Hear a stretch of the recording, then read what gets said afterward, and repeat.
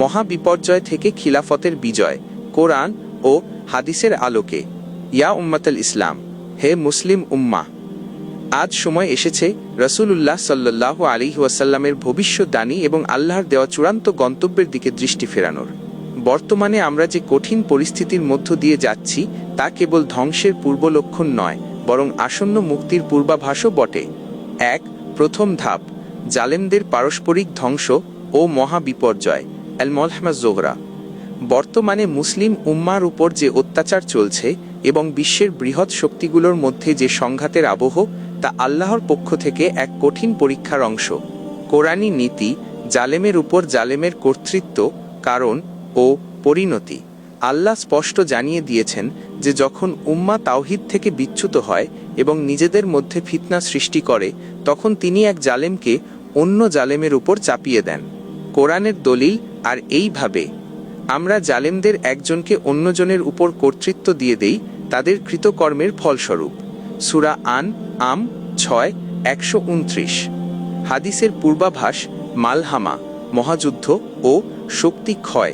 এই ফিতনার চূড়ান্ত রূপ হবে এক মহাযুদ্ধ, যেখানে কুফরি শক্তিগুলো নিজেদের মধ্যে ধ্বংসাত্মক লড়াইয়ে লিপ্ত হবে।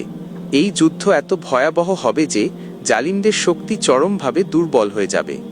হাদিসের দলিল, রাসূলুল্লাহ সাল্লাল্লাহু আলাইহি ওয়াসাল্লাম বলেছেন, তখন প্রতি 100 জনের মধ্যে 99 জন ধ্বংস হয়ে যাবে। সহিহ মুসলিম, কিতাবুল ফিতান, হাদিস 2899। গুরুত্ব, এই ধ্বংসাত্মক যুদ্ধ মুসলিম উম্মাহকে নিজেদের পুনর্গঠন ও ঐক্যবদ্ধ হওয়ার সুযোগ এনে দেবে। দ্বিতীয় ধাপ, বিজয়ের কাফেলার উত্থান, তামহিদ আল খিলাফা। ঠিক এই মহাবিপর্যয়ের মুহূর্তে আল্লাহর নির্দেশে দুটি স্বতন্ত্র কাফেলা ইসলামের পতাকাকে ঊর্ধ্বে তুলে ধরবে এবং খিলাফতের পথ প্রস্তুত করবে। ইমাম মাহমুদ এর নেতৃত্বে হিন্দুস্তানের বিজয়, গাজওয়াতুল হিন্দ।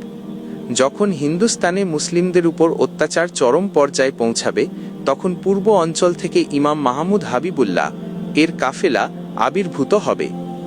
হাদিসের দলিল, হিন্দুস্তানের যুদ্ধ। রাসূলুল্লাহ সাল্লাল্লাহু আলাইহি ওয়াসাল্লাম বলেছেন, আমার উম্মতের দুটি দল রয়েছে, আল্লাহ যাদেরকে জাহান্নাম থেকে মুক্তি দিয়েছেন। একটি দল যারা হিন্দুস্তানের বিরুদ্ধে যুদ্ধ করবে এবং অপর দলটি যারা ঈসা ইবনে মারিয়মের সঙ্গে থাকবে।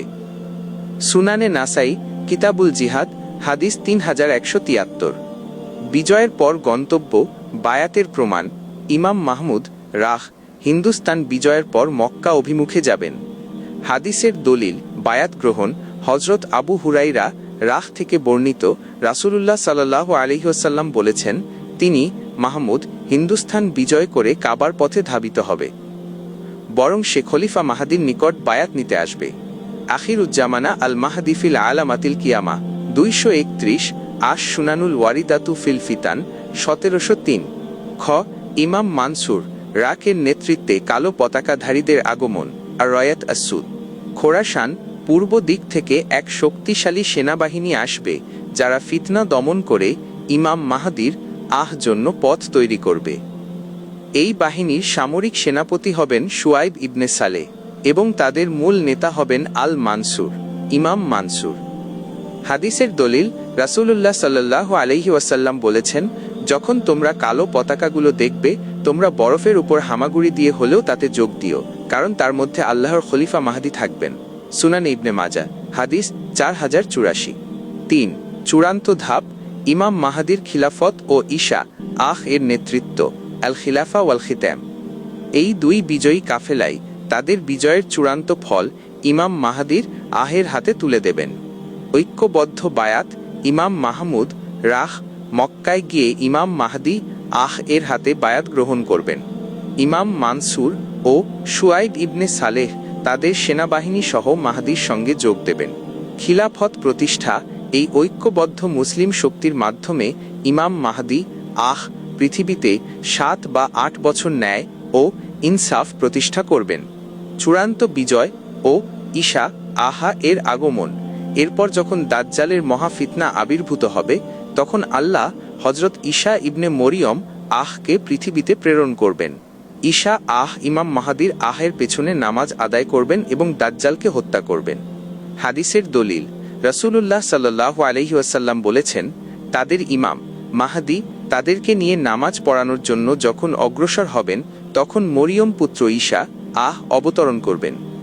তিনি ঈশা বলবেন, না, তোমাদের কেউ কেউ অন্যদের উপর আমির। সহি মুসলিম হাদিস 156। মুসলিম উম্মাহর প্রতিবার্তা অ্যান্নিদাড, হে ঈমানদারগণ, মুক্তি তোমাদের হাতেই।